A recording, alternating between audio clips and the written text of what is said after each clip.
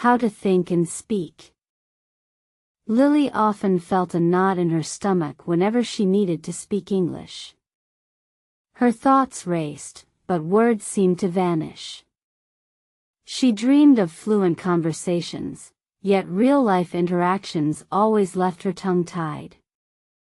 It was frustrating, watching others effortlessly connect while she struggled to string a simple sentence together. Her desire to communicate effectively burned brightly within her. The challenge wasn't just about vocabulary, it was the entire process. How to think and speak simultaneously felt like an impossible feat. She longed for a magic formula, a secret pathway to unlock her verbal potential. Every English conversation became a daunting mountain to climb, leaving her feeling isolated and disheartened by her linguistic limitations. One evening, while scrolling online, she stumbled upon an article. It spoke about improving English, not just by studying grammar, but by immersing oneself.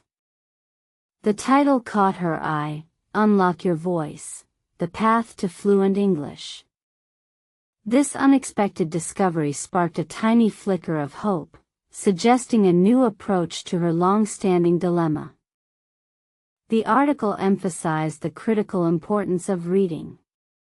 Why reading is so important, it stated, is because it builds your internal language map. Lily had always viewed reading as homework, a chore. But this perspective was different. It framed reading as a foundational step, a key to unlocking natural expression and comprehensive understanding. She learned that extensive reading exposed her to natural sentence structures, varied vocabulary, and different communication styles. It wasn't about memorizing lists but absorbing language organically. The more she read, the more comfortable her brain would become with English patterns. Reading offered a silent, consistent tutor, always available. So, Lily began her reading journey. She started with simple short stories, then moved to online articles about topics she genuinely found interesting. The initial struggles slowly faded as she discovered the joy of understanding. Each new word acquired felt like a small victory, fueling her determination and progress. Reading became her daily ritual, a quiet time devoted to language acquisition. She read before bed, during her commute, and even during lunch breaks. This consistent exposure started to reshape her understanding of English. She realized reading wasn't just about comprehension, it was about internalizing the language's rhythm. As her reading proficiency grew, the article suggested the next crucial step, listening. Listen and practice, it advised. Your ears must become accustomed to the sounds and cadences of English. Lily found this idea compelling. She knew hearing naturally spoken English was vital for true fluency. She started with podcasts specifically designed for English learners, then transitioned to native speaker podcasts on various subjects. Movies and TV shows with subtitles, then without, became her new entertainment. The goal was to absorb, to let the natural flow of conversations wash over her. Active listening became a practice. She would pause, replay sections, and try to mimic the intonation. This wasn't just passive absorption, it was deliberate engagement with the spoken word. The more she listened, the more she began to grasp different accents and rapid speech, a significant hurdle for many. With reading and listening becoming her strong foundation, the next challenge emerged, speaking. How to talk in English. How to speak with people without freezing. The fear of making mistakes still loomed large, a significant barrier preventing her from truly applying her growing knowledge.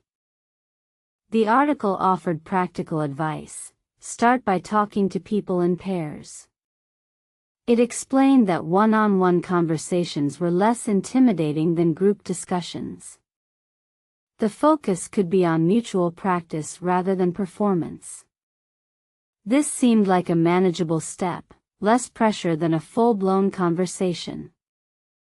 Lily sought out a language exchange partner online. Her first few video calls were nerve-wracking. Her voice trembled, and she often struggled to find the right words. But her partner was patient, understanding that everyone started somewhere. This supportive environment was exactly what she needed. In these paired conversations, she learned to articulate her thoughts, even if imperfectly. The goal was communication, not flawless grammar. She practiced asking questions, responding, and maintaining a dialogue. Each session built a tiny brick of confidence, slowly forming a solid wall. She also experimented with talking to herself, narrating her daily activities in English. This solitary practice helped her bridge the gap between thinking and speaking. It allowed her to formulate sentences without the immediate pressure of a listener, refining her internal monologue. How to talk with anyone, the article queried. It suggested that extending her comfort zone beyond paired conversations was crucial for true fluency. The advice was to start small, engage in brief exchanges, and gradually increase interaction complexity. This felt like the ultimate test. Lily began initiating short conversations with English speakers in her daily life, whenever opportunities arose. A quick question at the store, a comment to a tourist. These micro-interactions were less daunting and provided immediate, real-world practice for her skills. The key, she discovered, was shifting her mindset. Instead of focusing on perfection, she focused on connection. Even a simple hello or thank you spoken confidently was a victory. This reframing alleviated much of her previous anxiety about speaking English. How to improve your fluency was the persistent question. The answer, the article revealed, lay in consistent, diverse practice. It was an ongoing journey, not a destination. Fluency wasn't about speed, but about naturalness and the ability to express complex ideas effortlessly. She started incorporating role-playing with her language partner, simulating various real-life scenarios. Job interviews, ordering food, debating topics. This prepared her for unpredictable conversations and helped her build situational vocabulary and appropriate responses. Lily also made it a point to listen actively during these interactions. She observed how native speakers used filler words, managed pauses, and transitioned between topics. This nuanced understanding was crucial for sounding more natural and less like a textbook. The journey wasn't without its stumbles. There were days she felt discouraged, days when words still eluded her. But she reminded herself of the progress she had already made, of the countless words she had learned, and the sentences she could now effortlessly form. She understood that learning how to think and speak simultaneously required immense practice. It was like learning to juggle. First, you handle one ball, then two, then three, until it becomes fluid. Her brain was slowly but surely rewiring itself for English. The concept of listen and practice truly came alive for her. Every piece of content she consumed, every conversation she had, became an opportunity for both input and output. It was a cycle of continuous improvement, reinforcing her learning. She often reflected on why reading is important, recognizing its foundational role. Reading provided the mental library, the blueprint for effective communication. Without that strong base, her speaking would always feel hollow and uninspired. Her ability to talk in English improved dramatically. No longer did she dread social gatherings or professional meetings. She could participate, contribute, and even lead discussions, a transformation that once seemed utterly impossible to achieve. The ease with which she could now speak with people astonished her. Strangers became conversational partners, and networking events transformed into opportunities for genuine connection. The barrier of language had finally crumbled, liberating her voice. How to talk with anyone had evolved from a frightening challenge into an exciting possibility. She found joy in diverse interactions, understanding different perspectives, and sharing her own unique insights without hesitation or fear of judgment. Her fluency wasn't just about speed, it was about depth. She could express complex emotions, nuanced opinions, and intricate arguments with precision and clarity. The language flowed naturally, a testament to her persistent efforts and dedicated practice. Lily became a living embodiment of the advice she had read.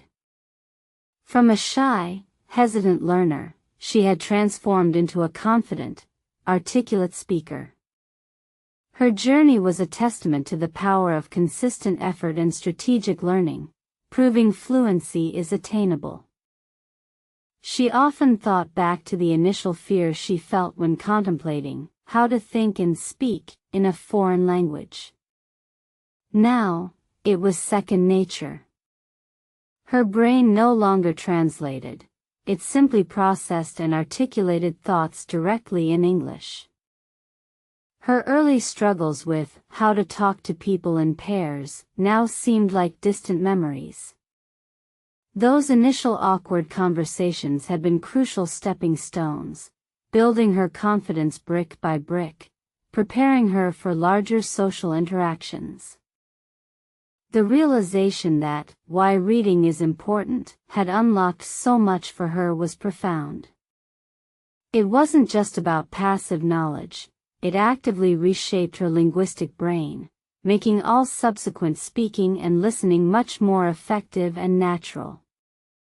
Her improved ability to talk in English opened doors she never imagined. New career opportunities, deeper international friendships, and a broader understanding of the world became accessible through her newly acquired linguistic prowess. She truly learned how to speak with people authentically. It wasn't about rehearsed lines but genuine engagement, active listening, and thoughtful responses.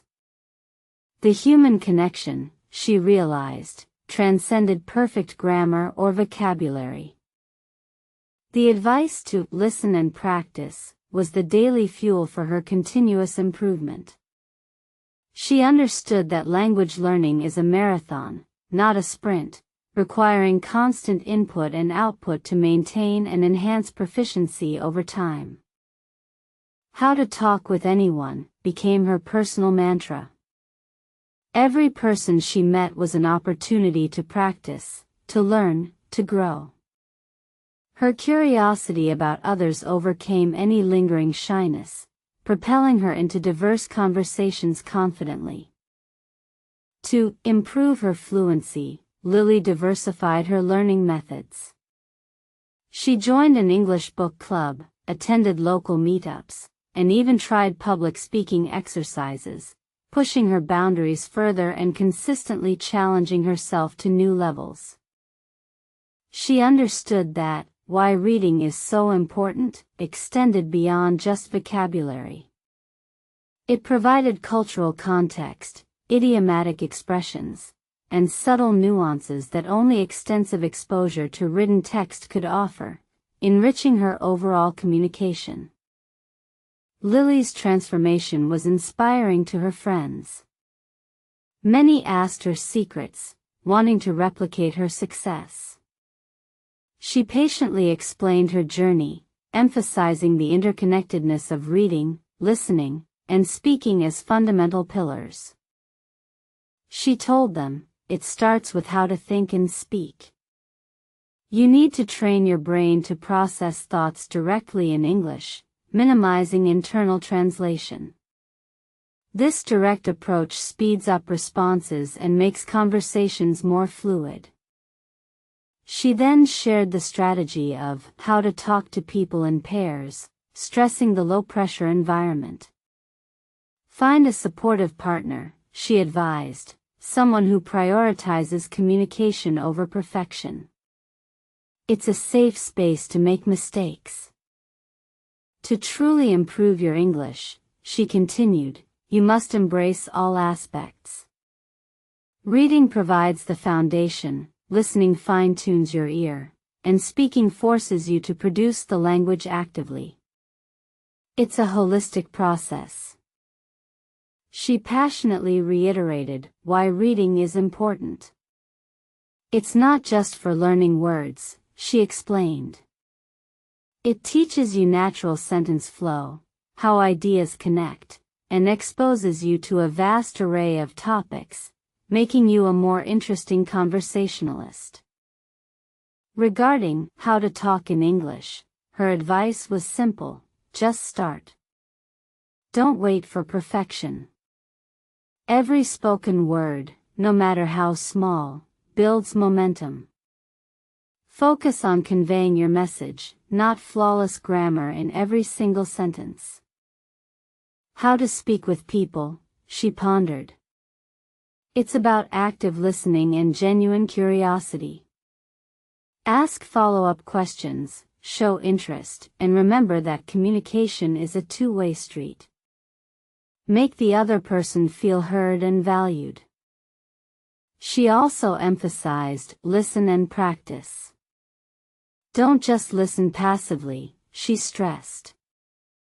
Engage with the material.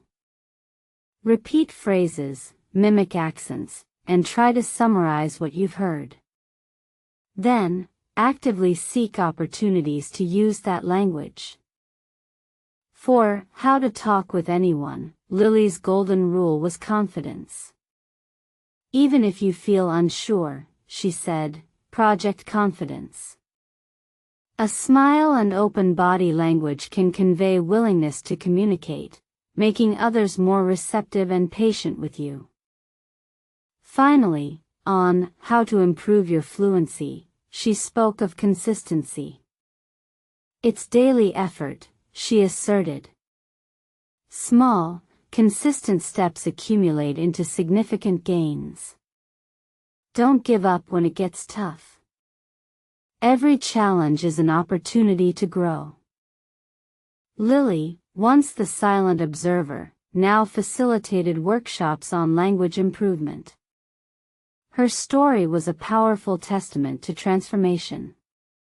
She shared her personal journey, inspiring countless others to embark on their own paths to English mastery. Her message resonated deeply. English fluency is not an exclusive gift but a skill attainable through deliberate effort and the right strategies. She showcased that perseverance, coupled with effective learning methods, leads to remarkable personal growth. She often concluded her talks by revisiting why reading is so important. It was the genesis of her transformation, the silent guide that had laid the groundwork for all her subsequent successes in speaking and understanding English. Lily's life changed profoundly. She traveled, networked globally, and even wrote articles in English, sharing her insights. Her voice, once trapped, now soared, reaching audiences far beyond her initial expectations and inspiring many. Her journey underscored that language learning is a holistic adventure. It intertwines cognitive processing, social interaction, and continuous self-improvement. Anyone can master English, provided they follow these proven principles diligently. So, if you ever feel stuck, remember Lily's journey. Embrace reading, listen actively, practice speaking in pairs, and confidently engage with everyone. Your fluency journey awaits, promising a world of new connections and opportunities.